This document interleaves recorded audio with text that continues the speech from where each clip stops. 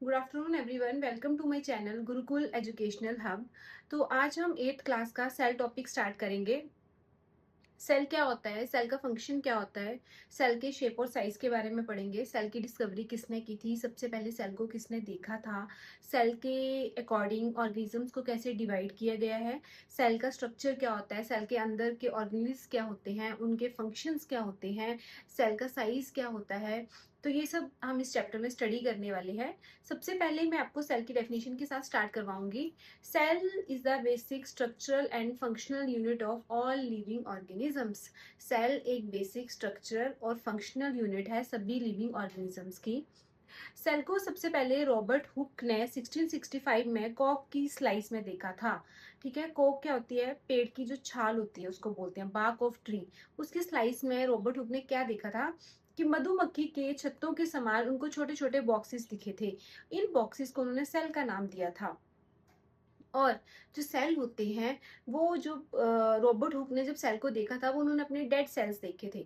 उन्होंने कॉक की स्लाइस में लिविंग सेल्स नहीं देखे थे, बट उन्होंने इन छोटे छोटे बॉक्सेस को, जैसे मधुमक्खी के छत्ते में बॉक्स बने होते हैं, इन्होंने छोटे छोटे बॉक्सेस को ही उसी टाइम सेल का नाम दे दिया था।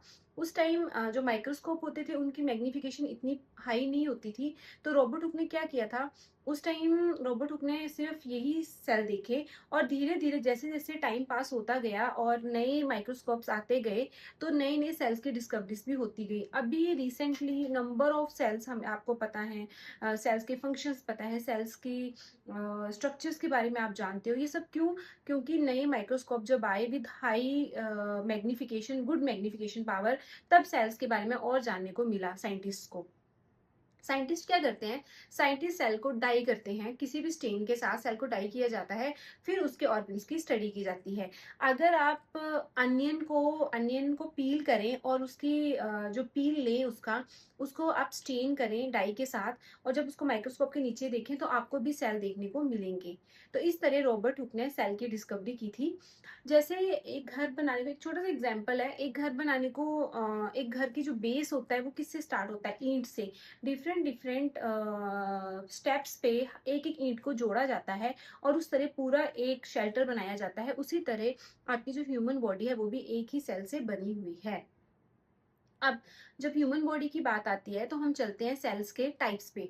ह्यूमन बॉडी में अलग अलग सेल की शेप्स देखने को मिलती हैं। जैसे आपकी रेड ब्लड सेल्स जो होते हैं वो राउंड शेप के होते हैं। आपके मसल्स के सेल आपने देखा होगा स्पिंडल शेप के होते हैं। आपका जो नर्व सेल्स है, आपने देखा होगा उसमें ब्रांचेस होती है, उसमें एक टेल भी होती है एक दूसरे पॉइंट पे। तो जो आपका नर्व सेल है वो आपका ब्रांच शेप्ड होता है। बात करेंगे सेल की, कि सेल का जो स्ट्रक्चर है उसको कौन जो है वो प्रोटेक्ट करके रखता है। तो सेल को शेप कौन देता है, सेल को शेप सेल मेम्ब्रेन देती है। सेल मेम्ब्रेन सेल को प्रोटेक्ट करने का भी काम करती है। जो आपके जितने भी ऑर्गेनेल्स होते हैं, अंदर सेल का जो स्ट्रक्चर होता है उसको एक प्रॉपर रिजिड शेप जो आपकी सेल मेम्ब्रेन देती है। बट एक एडिशनल पार्ट जो है वो प्लांट सेल्स में प्रेजेंट होता है, बैक्टीरियल सेल में प्रेजेंट होता है, उसको बोलते हैं सेल वॉल। सेल वॉल जो है वो आपका एडिशनल पार्ट है, वो आपके प्लांट सेल में ही प्रेजेंट होती है। उसके बाद सेल की साइज की बात करते हैं। सेल का साइज 0.1 से 0.3 माइक्रोमीटर भी होता है और 0.70 से लेकर 0.30 माइक्रोमीटर भी होता है। जैसे लार्जेस्ट सेल जो है वो आपका ऑस्ट्रिच का होता है। जो ऑस्ट्रिच का एग है वो उसको सेल माना जाता है, तो वो सबसे बड़ा होता है। इस तरह सेल की शेप्स और साइज जो है वो डिफर करते हैं ऑर्गेनिजम्स में। पर यहाँ पे एक बात आती है कि सेल के अकॉर्डिंग ऑर्गेनिजम्स के टाइप क्या है। तो आपके मल्टी सेलुलर ऑर्गेनिजम्स होते हैं और यूनिसेलुलर ऑर्गेनिजम्स होते हैं। मल्टी सेलुलर वो ऑर्गेनिजम्स होते हैं जो बहुत ज़्यादा सेल से बने होते हैं, और यूनिसेलुलर वो ऑर्गेनिजम्स होते हैं जो सिंगल सेल से बने होते हैं, जैसे कि आपका एमीबा, प्लाज्मोडियम, पैरामीशियम। ये आपके यूनिसेलुलर ऑर्गेनिजम्स हैं। पर मल्टी सेलुलर ऑर्गेनिजम्स में जब हम कंपेयर करते हैं यूनिसेलुलर और मल्टी सेलुलर ऑर्गेनिजम्स को, वहाँ पे एक और पॉइंट आता है। वो पॉइंट होता है कि अगर मान लिया जाए कि मल्टी सेलुलर ऑर्गेनिजम्स में बहुत ज़्यादा सेल्स प्रेजेंट होते हैं, जैसे ह्यूमन बींग्स होते हैं, बट क्या ऐसे ऑर्गेनिज्म जिनमें कम सेल प्रेजेंट हैं, क्या वो प्रॉपर फंक्शन नहीं करेंगे? हमारी ह्यूमन बॉडी है, हम मल्टी सेलुलर हैं, बहुत ज़्यादा सेल्स प्रेजेंट है, तो हम प्रॉपर फंक्शन कर रहे हैं। बट क्वेश्चन अराइज होता है कि वो ऑर्गेनिजम्स जो कम सेल, जिनमें small number of cells present है, क्या वो प्रॉपर फंक्शन करेंगे? तो ऐसा नहीं है। वो भी प्रॉपर फंक्शनिंग करते हैं, क्योंकि सिंगल सेलुलर जो ऑर्गेनिजम्स होते हैं वो भी तो प्रॉपर फंक्शनिंग कर रहे हैं। अमीबा की बात की जाए, एक तो अमीबा का स्ट्रक्चर थोड़ा ब्रांच शेप्ड होता है। अमीबा में सीडोपीडिया होते हैं, उसकी फॉल्स फिंगर्स होती हैं जो अपने खाने को कैप्चर करती हैं, अपने खाने को इजेशन होती है अमीबा में। अमीबा में डाइजेशन हो रही है, अमीबा खाने को बाहर भी फेंक रहा है अपनी बॉडी से, एक्सक्रीशन भी हो रही है अमीबा में, सब कुछ हो रहा है ना। तो वो सिंगल सेलुलर ऑर्गेनिज्म भी अपना पूरा पूरा फंक्शन परफॉर्म कर रहा है। पर मल्टी सेलुलर में बात की जाए तो मल्टी सेलुलर ऑर्गेनिजम्स भी सिंगल सेल से ही बने होते हैं।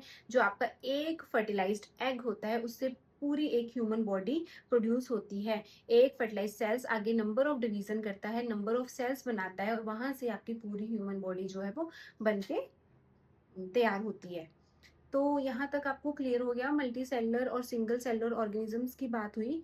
अब इसके बाद बात करते हैं सेल के स्ट्रक्चर के बारे में। तो सबसे पहले जो सेल का एक पहला स्ट्रक्चर है जो हम स्टडी करेंगे वो होती है आपकी सेल मेम्ब्रेन। सेल मेम्ब्रेन जो है वो सेल के बाहर प्रेजेंट होती है, वो सेल को प्रोटेक्ट करके रखती है, वो सेल को एक स्ट्रक्चर प्रोवाइड करती है। इसके अंदर एक डेंस मटेरियल होता है जिसको न्यूक्लियस बोला जाता है, जो सेल के सेंटर में होता है। न्यूक्लियस और सेल मेम्ब्रेन के बीच में एक फ्लूइड प्रेजेंट होता है जिसको साइटोप्लाज्म बोलते हैं। सारे सेल के ऑर्गेनेल्स इस साइटोप्लाज्म में प्रेजेंट होके रहते हैं। और जो न्यूक्लियस है वो आपके सेल के फंक्शंस को भी कंट्रोल करता है। उसके बाद बात आती है सेल वॉल की, जो मैंने आपको अभी बताया कि सेल वॉल कहाँ प्रेजेंट होती है। सेल वॉल प्लांट सेल में प्रेजेंट होती है, बट क्यों प्रेजेंट होती है? सेल वॉल एक एडिशनल पार्ट है प्लांट सेल का जो प्रोटेक्शन का काम करता है। आपके प्लांट जो है वो मूव नहीं कर सकते। प्लांट्स को किससे फाइट करना है? प्लांट्स को टेम्परेचर से भी फाइट करना है, प्लांट्स को विंड स्पीड से भी फाइट करना है, प्लांट को सनलाइट से भी फाइट करना है। तो इन सब चीज़ों से जो भी ये वेरिएशंस हो रही है प्लांट के एनवायरनमेंट में, इन सब चीज़ों से फाइट करने के लिए प्लांट के पास आपकी सेल वॉल प्रेजेंट रहती है, जो सेल प्लांट को रिजिड भी बनाती है और वो प्लांट के सेल को स्ट्रक्चर भी प्रोवाइड करती है और उसकी प्रोटेक्शन भी। नेक्स्ट स्ट्रक्चर की बात करेंगे, सेकंड स्ट्रक्चर की। सेल मेम्ब्रेन के बाद आता है आपका साइटोप्लाज्म। तो साइटोप्लाज्म मैंने थोड़ा सा पहले भी आपको बता दिया था, जेली लाइक सब्सटेंस होता है, फ्लूइड होता है जिसमें आपके सारे ऑर्गेनेल्स प्रेजेंट होते हैं। न्यूक्लियस को आपके सेल मेम्ब्रेन से जो अलग करता है वो आपका साइटोप्लाज्म होता है, उनके बीच में प्रेजेंट होता है। और साइटोप्लाज्म से क्या होता है, मटेरियल्स की एंट्री और एग्जिट भी होती है न्यूक्लियस में, वो मैं आपको अब न्यूक्लियस के स्ट्रक्चर में डिफाइन करूंगी। तो इस तरह जो साइटोप्लाज्म है वो एक फ्लूइड है, जेली लाइक सब्सटेंस है जिसमें आपके सारी सेल के organelles, mitochondria, ribosome, rough endoplasmic reticulum, smooth endoplasmic reticulum, Golgi apparatus, might, ये सारे जितने भी हैं आपके ऑर्गेनेल्स हैं, प्रोटोप्लाज्म हो गया, वैक्यूल्स हो गए, प्लास्टिड्स हो गए, ये सारे आपके साइटोप्लाज्म में प्रेजेंट रहते हैं। अब बात करते हैं न्यूक्लियस की। न्यूक्लियस जो है वो एक डेंस स्फेरिकल मटेरियल है जो आपके सेल के सेंटर में प्रेजेंट है। न्यूक्लियस कंट्रोल करता है सेल की सारी एक्टिविटीज को। न्यूक्लियस को सेल मेम्ब्रेन से आपका साइटोप्लाज्म सेपरेट कर रहा है और साइटोप्लाज्म से न्यूक्लियस को न्यूक्लियर मेम्ब्रेन सेपरेट कर रही है। जब आप हायर मैग्निफिकेशन के माइक्रोस्कोप को यूज करते हैं तब आपको न्यूक्लियस के अंदर एक स्फेरिकल डेंस मटेरियल देखने को मिलता है जिसको बोलते हैं न्यूक्लियोलस।